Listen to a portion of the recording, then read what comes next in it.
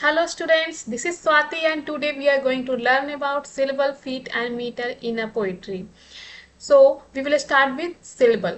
Syllable क्या होता है? Syllable होता है एक smallest unit of speech sound जो कि contain करता है एक वॉवेल साउंड और उसके साथ कुछ कॉन्सोनेंट साउंड्स। इसमें वॉवेल साउंड होना कंपलसरी है, ठीक है। एक वॉवेल साउंड होगा ही होगा इसमें। तो मैंने एक एग्जांपल लिया है अलेक्जेंडर पोप का एक पोयम ओड ऑन सॉलिट्यूड का एक line, happy the man whose wish and care. इसमें हम फाइंड करेंगे कि कितने सिलेबल हैं, ठीक है।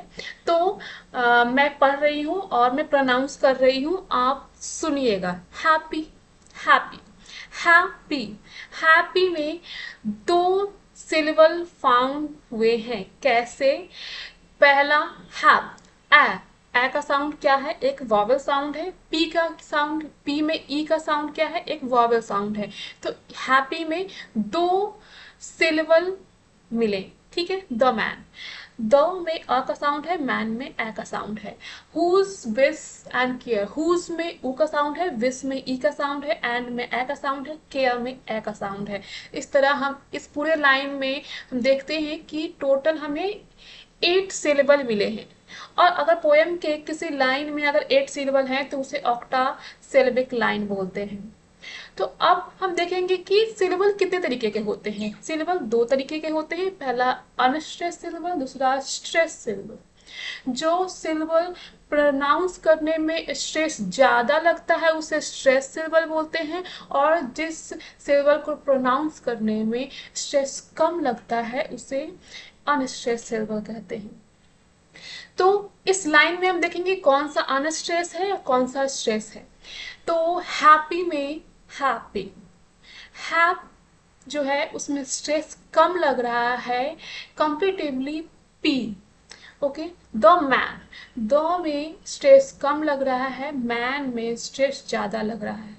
हुज विश, हुज में स्ट्रेस कम लग रहा है इसलिए इसमें स्ट्रेस अनस्ट्रेस सिलेबल है। विश में स्ट्रेस ज्यादा लग रहा है। देन एंड में स्ट्रेस कम लग रहा है, कंपेरेटिवली केयर।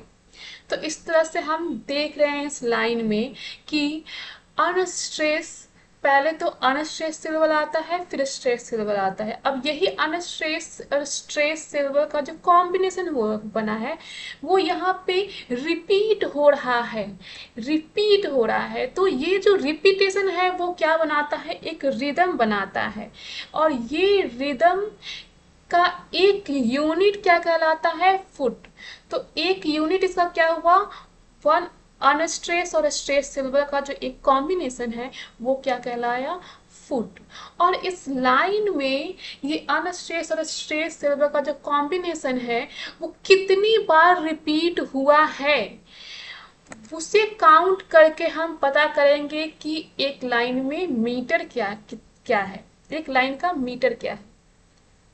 तो इस लाइन में ये टोटल 4 टाइम्स रिपीट हुए हैं, ठीक है। तो इस लाइन, ये लाइन 4, इस लाइन का फीट कितना है? 4 फीट। और 4 मैथमेटिकल टर्म में हम इसे टेट्रा बोलते हैं, इसलिए इस लाइन का मीटर क्या हुआ? टेट्रामीटर।